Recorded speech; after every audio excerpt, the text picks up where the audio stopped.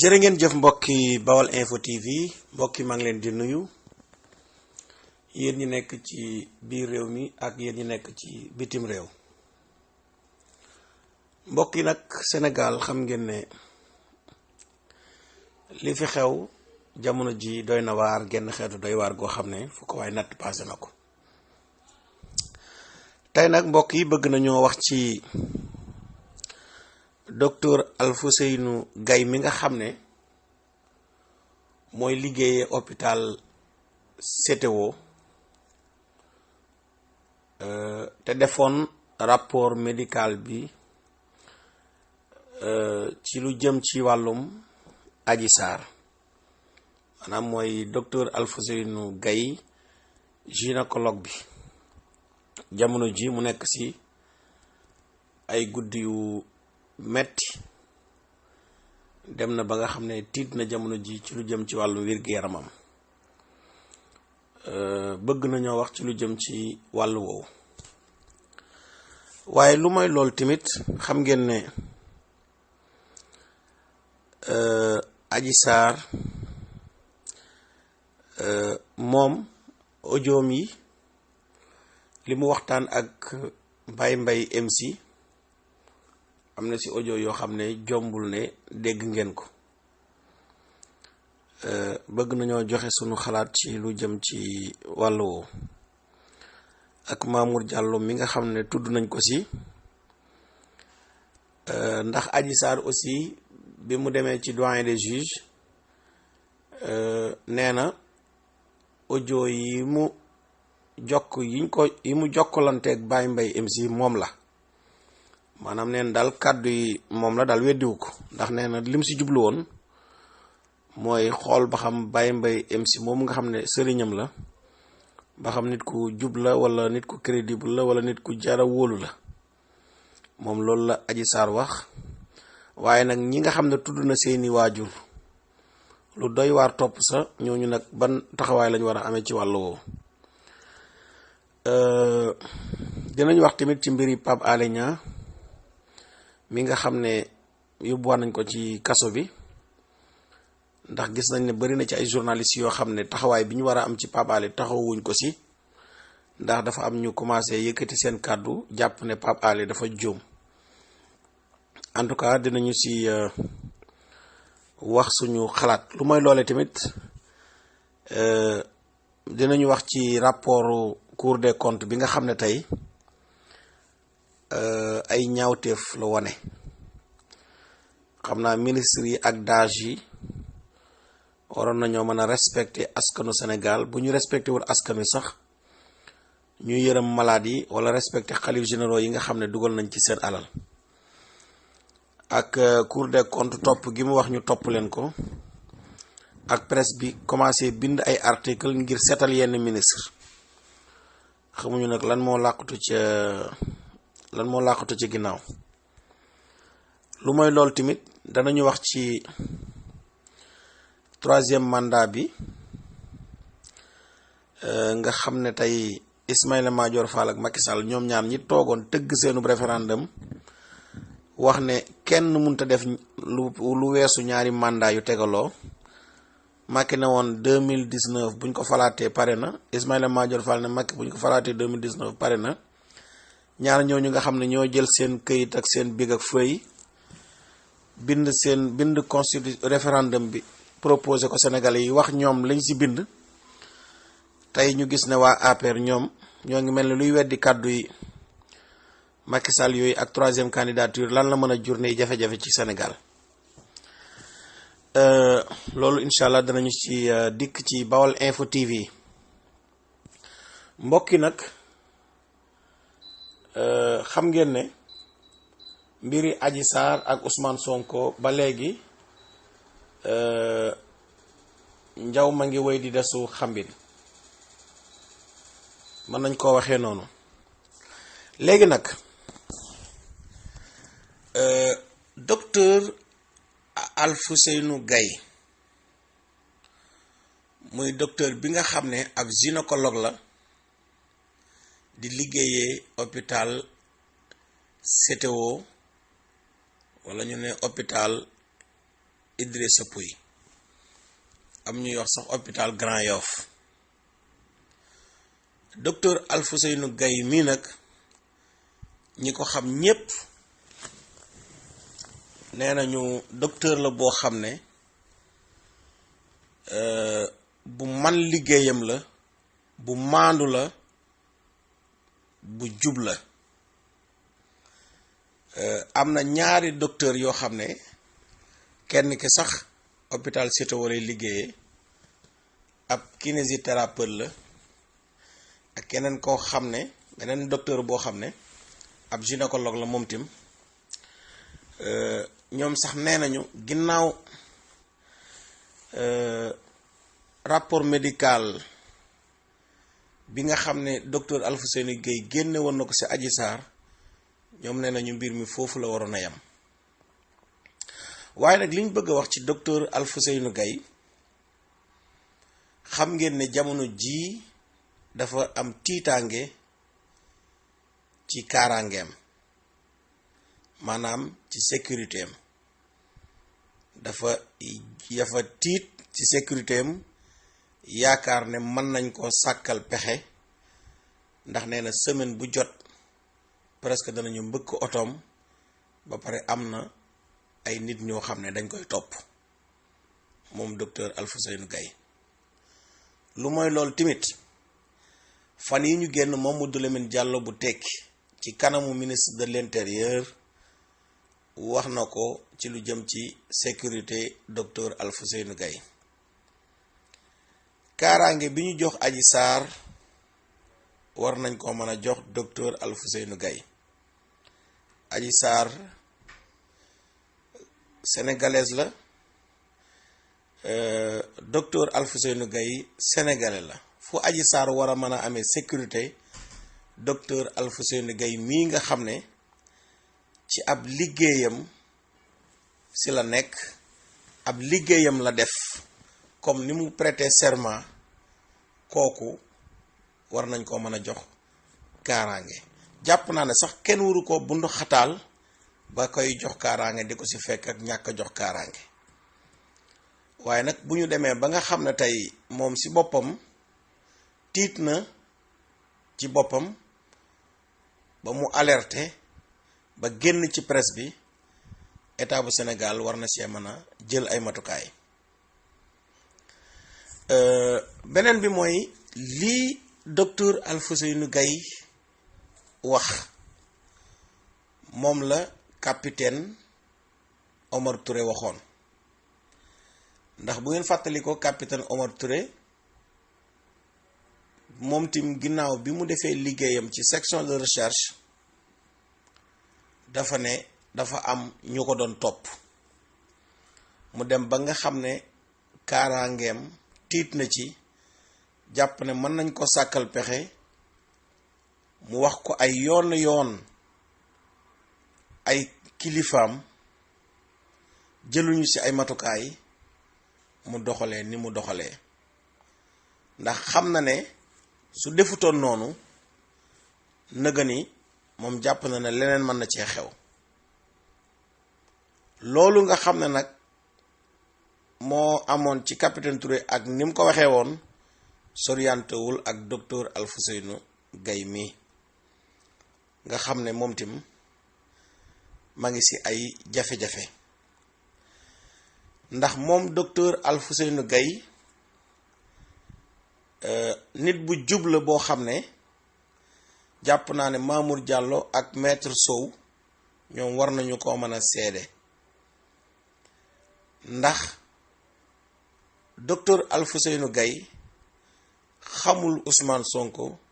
amut ak moom benn relation. ki mu amul relation mooy maître Sow, ki mu xamanteel mooy maître Sow, ki mu doon dugalanteel ak génnalanteel mooy maître Sow. ñoom ñaar ñoo yorante ay numéro. ginnaaw bi mu defee liggéeyam, gëm na moom ne dafa prêté woon serment, ba nga xam ne bi mu defee liggéeyam ci Adji Sarr, xool ko bind ay résultats am, bi ko maître Sow waxee ak pression bi mu ko teg lépp moom Mamour Diallo dafa lànk. moo ne mënoon naa wax ne xam naa leen kat, mënoon naa wax ne maître Gabi Sow sama avocat la,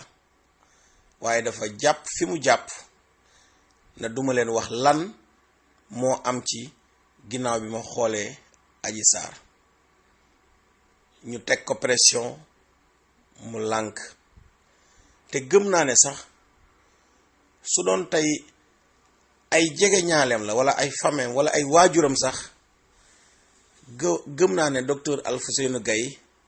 dina comporté woo comme ni mu comporté woo ak Gabi Sow, ndax ñi ko xam ñépp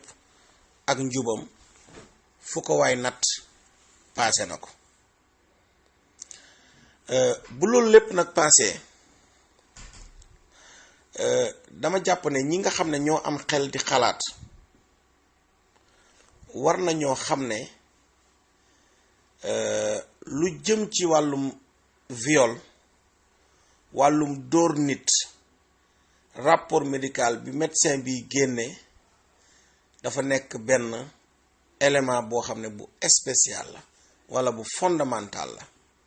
maanaam lu munta ñàkk la. ndax da ngeen gis léeg-léeg nit def benn nit ñu dóor ko mu dem ci médecin mu ne ko am nga 21 jours yoo xam ne incapacité de travail, maanaam am nga 20 fan ak benn yoo xam ne doo mën a liggéey walla nàngam. mooy rek Ami Njaay ñii bi mii rapport médical bi ngeen ci doon gis ne médecin bi moo ko bind ne xaw ma mën naa toog ñaata fan ndax dañ koo dóor. maanaam coup et blessure boobu ngeen di dégg rapport médical moo koy firndeel ci la procureur bi di sukkandiku walla enquêteurs yi. ndax gis ngeen mbiri Kaliphone Sall bi ñu defee rapport médical bi xool dañ ne yéggul ci kaw ndaw si, waaye bi ñu xoolee kanamu ndaw si dañ ne dóor nañ ko. rapport médical boobu si lañ setalee Kaliphone ci wàllum viol, si lañ ko tëjee ci wàllum dóor. ndax médecin du kaf du caaxaan, am na loo xam ne kenn mënu ko àtte sans médecin. ndax ñun ñi nga xam ne sax ci wàllum koor ak yu demee noonu, léeg-léeg médecin bi dina la wax man ngaa woor walla mënoo woor ak jaamu yàlla ni mu mel, te li la médecin bi wax danga siy sukkandiku. walla médecin bi wax la na la mënatoo am doom walla boo amatee doom risque bi moo la ciy fekk. beneen bi mooy bi rapport médical boobu génnee, mbir yépp mënoon naa yem foofu. ndax bi ñu xoolee ne Alfousseynou Gaye amul benn rapport ak Sonko, xamante wuñ,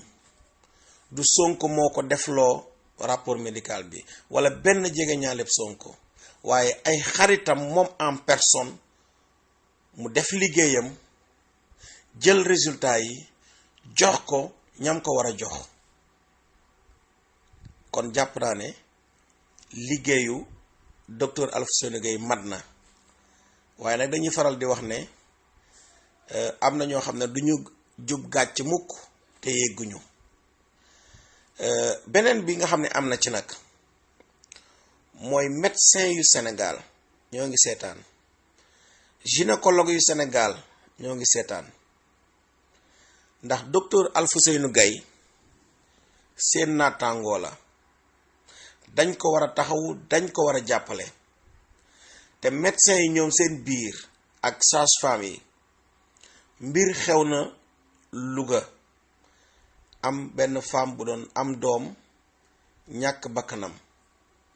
bi ñu jàppee sage-femme yi nekkoon foofu, médecins yu Sénégal yépp dañoo jóg taxaw, te pourtant bakkana rot, waaye médecins yi dañoo jóg taxaw jàppale seen naataango yi ba Sénégal yépp teg seen bët. li xew hôpital Maam Abdou Tivaouane ba fa fukk ak benn parental ay liir faatoo, ñu jàpp sage-femme ak infirmière yi nga xam ne jour boobu ñoo fa nekkoon. médecins yu Sénégal yépp jóg xam ne médecins yi sax sage-femme yi dañu décrété woon jour yoo xam ne du am wasin. ngeen dégg coow li ni mu fi bëree woon, pourtant 11 bakkan la, te teewul médecins yi dañu jógoon taxaw. lan moo tax médecins yi taxawaay boobu ñu amoon, lan moo tax mënuñu ko am ci docteur Alfousseynou Gaye ndax docteur Alfousseynou Gaye bu defee liggéeyam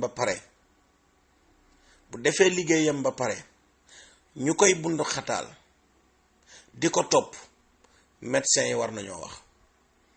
ndax jàpp naa ne su doon tey docteur Alfousseynou Gaye dañu ko teg loxo ci liggéeyam médecins yi danañu réagir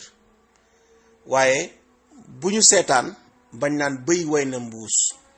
man jàpp naa ne médecins yu Sénégal war nañoo jóg yëkkati seen kàddu dox ci wax ci wane seen njàppandal ci docteur Alfousseynou Gaye mi nga xam ne tey moom dem na ba tiit ci li nga xam ne moo jëm ci wàllum wér-gi-yaramam wala wàllum kaaraangeem. ginnaaw loolu tamit xam ngeen ne Adji Sarr moom demoon na ci bureau doyen des juges ñu laaj ko ci audio yi nee na audio yi moom la waaye comme ni mu leen ko waxee sànq dama jàpp nag ne Adji Sarr moom comme ni ko ñu bari di waxee kenn mënu ko ci génne kenn mënu ko ñàkk mere waaye parfois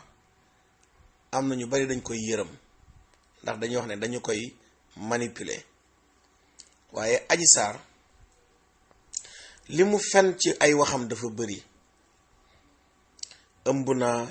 ëmbuma dama doon nax Ndey Xadi audio yi man la waaye ñi ma ci tudd gisantewuñ xawma leen kooku maanaam kàddoom kenn wërta ci sukkandiku ne bu jàkkaarloog doyen des juges dina indi preuve indiwul ay preuve waa léegi ku indiwul ay preuve loo wax ñu gis ci ay fen yoo xam ne yu leer lay doon xam nga ëmb moom ak ëmb ma dama ëmb bu mu neex la nga ne ëmb ma musuma ëmb ndax boo amoon doom ñu gis ko voilà kon jàpp naa ne waxi Adji Sarr kenn wurtu ci sukkandiku ndax nekkatul ku crédible même ca enquête préliminaire ba rek boo dégloo Adji Sarr mu ne maa bind plainte bi rek nga làkk ko benn question nasaraan tontuwul rek waroon nañ ko mën a wax na ko jugal dem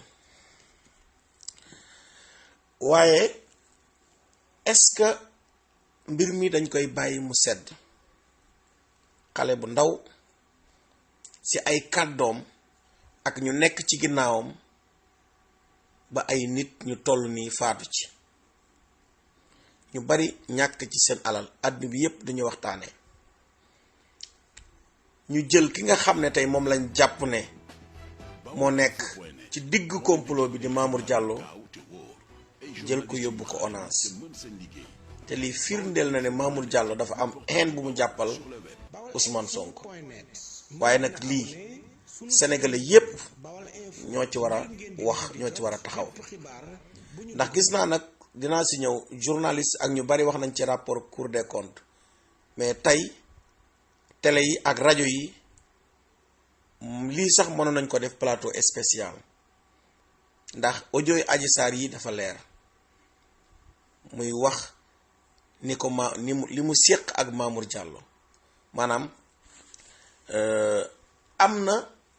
ñoo xam ne amut lu leen bett ci mbiri Adji Sarr yi ndax am na ñoo xam ne ba ñu gisee rapport médical ba lañ ci pare am na ñoo xam ne ba capitaine Touré waxee lañ ci pare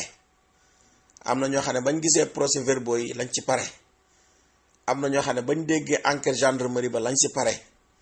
waaye ak audio Adji Sarr yi ak MC Niass moom jàpp naa ne nag egg nañ ci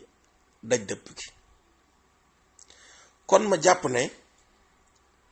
li war a nekk taxawaayu justice taxawaayu sénégalais bu nekk mooy ñu fexe ba ñuy def complot bi ba ay nit faatu si ñu teg leen loxo maanaam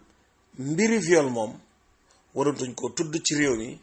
waaye ñan ñoo complot ñan ñoo dugal seen loxo ci lii ba ay bakkan faatu si ñu baree bari ñàkk ci seen alal jàpp naa ne mbir mi jamono jii foofu la léegi nag li nga xam ne tey mën nañu ko wax mooy léegi Adji Sarr ñi mu tudd ci audio yooyu léegi nag bu ñu demee ba ñooñu ñu tudd tey ban taxawaay la seeni mbokk di am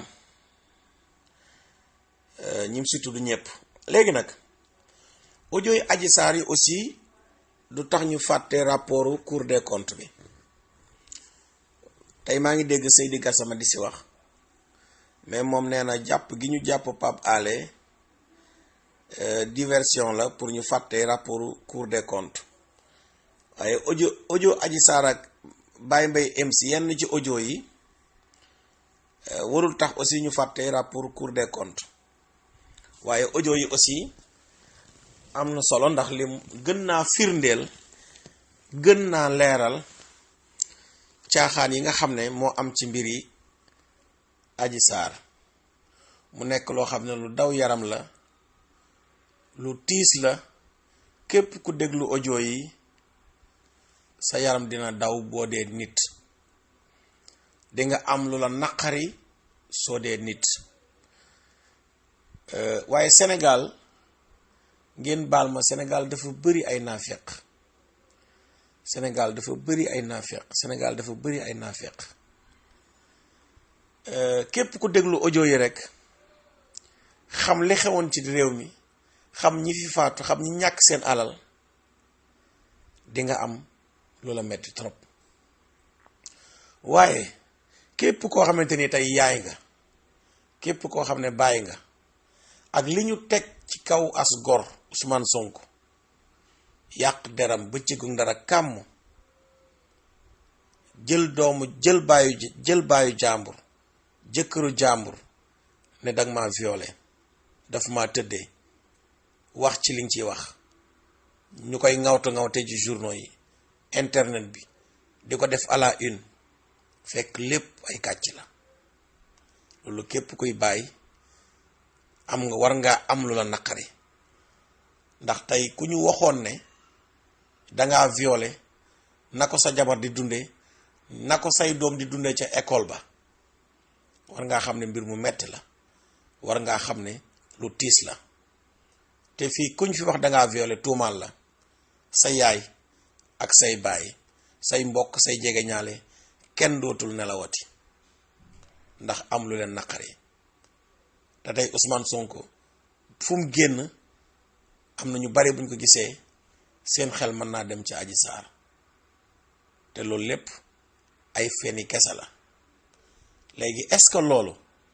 dañ ko war a nëppal bàyyi mu sedd xam naa ne jombul ne dinañu si dellu siwaat sunu yeneen jataayu xibaar waaye en tout cas taskatu xabaar yi war nañoo xoolaat seen bopp ci mbir mi si ni ñuy traité ndax mbir day toll foo xam ne journalistes yi ñoo war a àtte te gis naa ne mbiri Adji Sarr ak Ousmane Sonko journalistes yi àtte wuñu ndax bu ñu doon àtte journalistes yi danañu àtte ca rapport médical ba na ay la yéwén viol kenn mënu ko wax te tuddoo rapport médical bi médecin bi def boobu élément fondamental la ak yeneen yoo xam ne presse bi mënoon nañu àtte waaye nag jàpp naa ne audio yi bii mu génn nii waaye nag am na ñoo xam ne ni leen yàlla bindee dara mënu ci dañ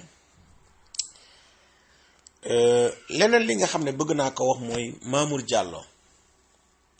li firndeel na haine bu mu hainal Ousmane Sonko moom Mamour Diallo te li tax mu hainal Ousmane Sonko mooy 94 milliards yi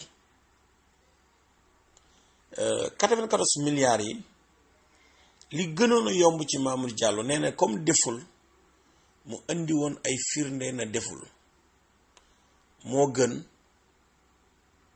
ñu koy tudd ci mbirum complot moo xam ne Adji Sarr mi ndey mi léegi moo na tudd ne lépp Mamour Diallo la léegi nag Mamour Diallo li ko Ousmane Sonko tuumaal am na wala amul. OFNAC nee na ginnaaw ab rapport bi mu def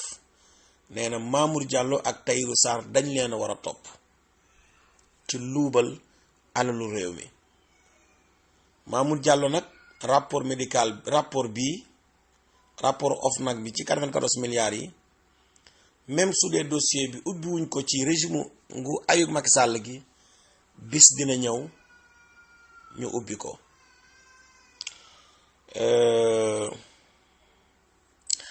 bëgg naa wax aussi ci mbiri Pape Alé Niang ndax Pape Alé dama dégg journaliste yu bëree bëri di ci def ay affaire ay di ko jéem a jox ay leçon de morale. Pape Alé gisuma leçon de morale bu ko fi journaliste war a jox ndax fiñ toll nii Pape Alé li mu def ci méccam tasum xibaar kum ci mënut mënoo ko ci, kum ci gënta xam li ci xew gënoo ko xam li ci xew, kum ci gënta réseauté gënoo ko réseauté. beneen bi Pape Alé day am ñuy wax naan waaw Pape Alé dafa war a xam ban comportement la war a am nguur gi ndax nguur la goo xam ne dafay jaay doole. kan moo gën a xam Pape Alé nguurug Macky Sall gi? amul benn journaliste bu gën a xam Pape Alé kan mooy Macky Sall, nan la nguurug Macky Sall gi doxee. ndax xam exactement nguur gi ni muy doxee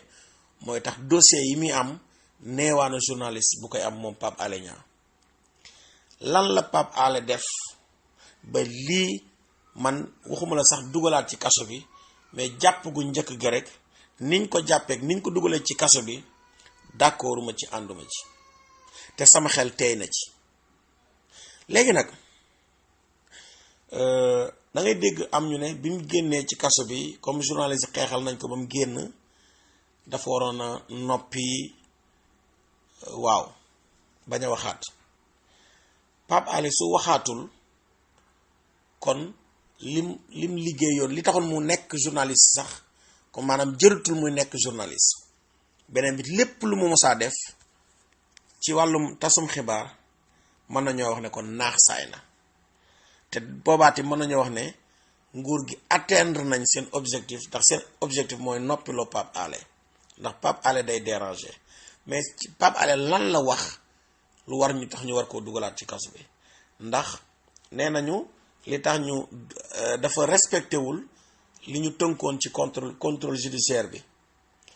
Pape Alé day déglu naa ko man mu wax ak Mollah Morgun mu ne samay avocat ñoo ma ñaan duma wax ci dossier bi, mais waxul ci dossier bi. mais su amee jafe-jafe loo xam ne bokkul ci dossier bi am na sañ-sañ mu wax ci, da ngay dégg ñu ne warutoon a wax, mais lan warutoon a wax lan? xanaa da nga naan warutoon a wax ci dossier bi. boo ne warutoon a wax ci dossier bi ñu ne la Pape Alé waxul ci dossier bi. kon jàpp naa ne taskatu xabaar yi gis naa journaliste yu bari di ko attaqué aussi, te loolu manque de solidarité la. te dafa am lu Macky Sall réussir mooy fexe na ba presse bi di ñàkk seen crédibilité, fexe na aussi ba xàjjatle journalistes yi, fexe na ba nguur gi fexe nañ bañ am ñoom seeni journaliste, te loolu du lu jaadu. journalistes yi askan bi lañ fi war a nekkal. te tey Pape Alé Niang mii nga xam ne tey moom la ñu dugal ci kaso bi, il faut que sénégalais yi comprendre que ne bu dee lu jëm ci wàllum ay secret défense ak lu confidentiel, ay at si ginnaaw ci nguurug Macky Sall gi amoon na benn directeur publication l'Observateur bu ñu convoqué woon ci mbirum secret de défense. directeur publication quotidien mu génne woon procès verbal ndem si yàlla Thione Seck lépp ñu convoqué woon ko, mu weewoon secret de l'instruction. ñu woolu woon tamit journaliste Mamadou Wane bi moom enquête, moom tamit mu bindoon benn information boo xam ne dañ ne woon dafa jëm ci wàllum secret défense. mais ñett ñi ma leen di wax ni ñëpp dafa tombante woon sax ñoom ñett ñëpp le même jour section de recherche, te kenn tëju leen woon. te tey Pape Alé il faut ñu comprendre ne dafay am loo xam ne régime bi duñ ko baal Pape Alé defu leen sax luñ koy baale ak luñ koy ñàkk a baale waaye ñoom ci seen gis-gis bu gàtt dañoo jàpp ne Pape Alé da leen a yàqal lu bari. lan la leen Pape Alé yàqal man li ma jàpp mooy Pape Alé dafay am loo xam ne dafa metti régime bi mooy kaawu Ousmane Sonko Adji Sarr ndax bu Sénégal yi révolté woo bu Sénégalais yi amee lu leen leer naññi ne complot la Pape Alé daf ci joué rôle bu mag a mag a mag a mag a mag ndax mbir mi Sénégalais yu bari mbir mi dafa lëndëmoon seeni bët Pape Alé leeral Sénégalais yi seeni bët wax leen luñ mën a dégg indil leen ay leeral indil leen ay preuve que ne lii complot la te tey xam ngeen ne bi mbir mi xewee Sonko mi nga xam ne mooy principal adversaire u régime bi ñi ànd ak Macky jàppoon nañ ne biñ déggee mbir mi c'est fini teg nañ loxo Ousmane Sonko te du mujj fenn waaye bi ku mel ni Pape Alé leeralee askanu Sénégal mu nekk journaliste bu crédible c'est le Sénégalais yi ne nag duñu ko nangu li nga defoon Khalifa Sall def ko Karim Sénégalais yi jóg taxaw ne duñ ko nangu ci Ousmane Sonko te am na ci lu ci bari c'est grâce à Pape Alé Niang ndax wax na ci ñu ne deetawaay procès verbal bu gendarmerie Pape Alé fexe ba jot ci en tant que journaliste d'investigation indi ciy leeral Sénégalais yi xam mu woo ko ñuy wax madame Tall mi njëkk a nekk patronu Adji Sarr madame Tall wax capitaine Touré wax avant loolu Ndeye Khady Ndiaye mbir mi leer ci bëtu askanu Sénégal ne complot la te tey bu ko mel ni Pape Alé Niang amutoon ndax bari na ñoo xam ne il fallait que mu am lu leer seen bopp ñu mën a jël yenn position yi kon am na ñenn ñoo xam ne dañu jàpp ne seen plan Pape Alé dafa bokk ci ñi ko yàq ba nga xam ne loolu ñoom duñ ko mën a baal Pape Alé ñu ne déetawaay rapport interne bu gendarmerie ngeen dégg taxawaay bi ci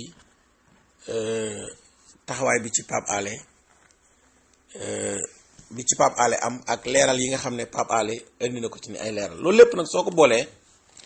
mën nañoo jàpp ne dañ ko yàgg rëbb waaye Pape Alé taxawaay bii mu am taxawaay bu yàgg la te dina génn ci kaso bi te dafa bëri taskatu xabaar yoo xam ne am na ñoo xam ne mën nañ leen a jàppee sax ay nit ñoo xam ne ñu jëmul fenn ndax Pape Alé bu nekkee ci jafe-jafe da ngay mën nga jàppale ko soo ko mënta jàppale nga maandu ci mbir mi bañ fee indi yenn ay leçon de morale ak yoo xam ne yu si aju la. léegi beneen bi mooy rapport Cour des comptes Cour des comptes bi dafa wane ay ñaawteef yu bëree bëri ci ay ministre ak ay DAGE am na ñuy wax nag ñuy tuumaal DAGE yi ñi nga xam ne ñooy DAGE ministre yi DAGE yi ministre yi dañ leen di sant ñuy def waaye peut-être DAGE bi mën naa bañ a am obligation lu ko ministre bi sant mu def ko waaye bu ngeen gisee DAGE yi lu leen seen ministre yi sant ñu def ko mooy ministre bi boo xoolee moom mooy tànn kan lay indi def ko DAGE même bu dee décret la bu président bi def ndax am na ministre yoo xam ne ñooy proposer président ndax fii am na fi ministre yoo xam ne ku ci mel ni Cheikh Omar Anne am na ministre yoo xam ne fu ñuy dem dañuy yóbbaale seen DAGE ndax peut-être DAGE la boo xam ne mën naa liggéey wala am na benn complicité bu am ci seen diggante waaye li am ci rapport Cour des comptes bi dafa doy waar ndax jamono ji nga xamante ni tey ñoo ngi wax sénégalais yi restez chez vous ak respecté leen mesures barrières yi, fekk ñoom respecté wuñ ñoom tim mesures barrières yi dox seen digganteeg alalu réew mi. bu ñu yërëmul askan wi yërëmuñu médecin yi yërëmuñu malade yi, xanaa ñu mënoon a jox cër sax xalif généraux yi nga xam ne génn nañ seen alal ju baree bari daal di ko ciy def. rapport médical boobu nag ñu baree bari wax nañu si aussi, te ñi nga xam ne ñooy waa coalition Yewwi Askan Wi, waa Forum Civil wax nañu pour ñu ubbi ci li nga xam ne tey